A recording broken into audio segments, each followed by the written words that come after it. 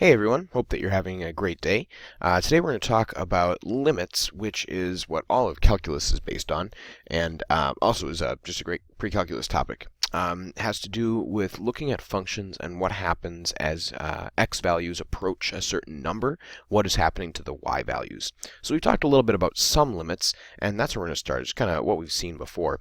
So what we've seen before is we've seen a lot of limits as x approaches a value, or as x approaches infinity, something like this, or limit as x approaches negative infinity. We've seen a lot of these, and we've been doing a lot with rational functions. So if you have like limit as x approaches infinity of, I don't know, like 3x squared minus 2x plus 1, and then on the bottom, let's say you had 7x to the fourth minus 2x.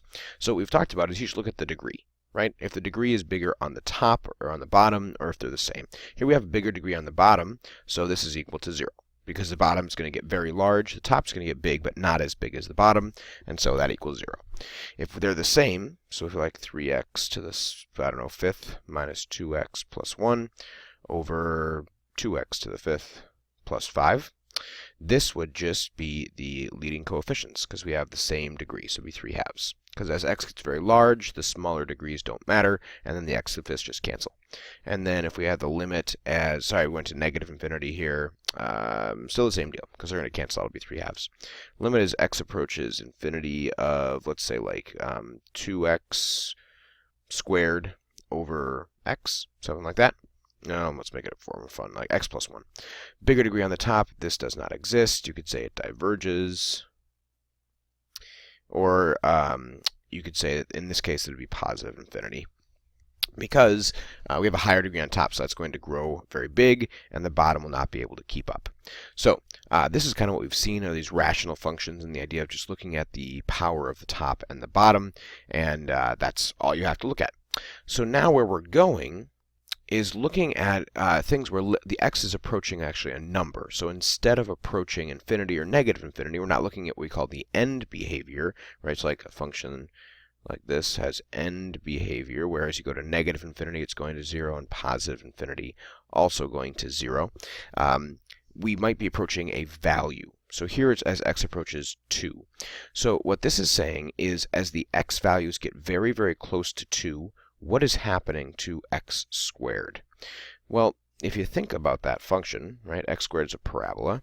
As x gets very, very close to 2, if we think about actually what's happening to the y values, they should be getting close to 4. And I actually have a Desmos set up for this, so let's go out and take a look at that. I'm going to keep those, and let's go over to Desmos. So first one I want is actually this guy up here. So here's our function x squared, and I have a little slider here, and what I want to do is show that I'm just going to use my slider along the x-axis, and you see that as my x is at different values, the y increases at different rates. So when x gets further out, the y is growing faster and faster, and what I want to see is as x gets close to 2, what is happening to the function value? So as x gets close to 2 over here, this green line up here that's following along the y-axis is going to tell me what's happening to the function x squared. So if I slide it close to 2, we see that that green line is going to approach really close to 4. Do you see how as the x approaches 2, the y value approaches 4 from the left or from the right? From the right also, as x approaches 2, you see we're really close to 2. The y value is further away from 4, but as I get close to 2, right there, they're actually going to line up perfectly.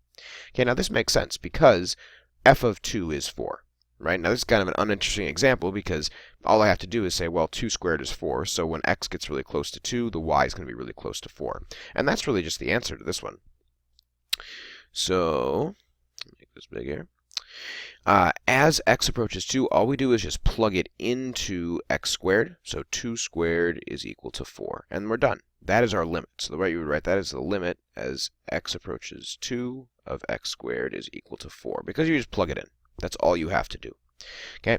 The next one, very similar. If I plug 2 into this equation, if I plug 2 in on the top, I get 4 minus 6 minus 10. And on the bottom, I get negative 3. 4 minus 6 is negative 2, minus 10 is negative 12 over negative 3 is also 4. Didn't even plan that. So as 2 goes, as this function is approaching 2, the x values, the y values should approach 4. And let's take a look and see if that is the case. So go over to our Desmos again. I think I've got that ready to go right here. Okay. So here's our Desmos. So as x approaches 2, so we're getting close to 2 there, we see once again our y values are getting really close to 4. So both of these are not very exciting because they are what are called continuous functions at those points. So both our parabola and our, it looks like this is a line here, which is kind of weird. We'll talk about that a little bit later because it doesn't look like it should be a line. But as we approach, we actually are equal to the function value. So pretty boring limits. Over here also, as x approaches 2, y approaches 4, so not very exciting. So like I said, those are what are called continuous functions. Back to our slideshow here. So if we have what's called a continuous function, so a continuous function,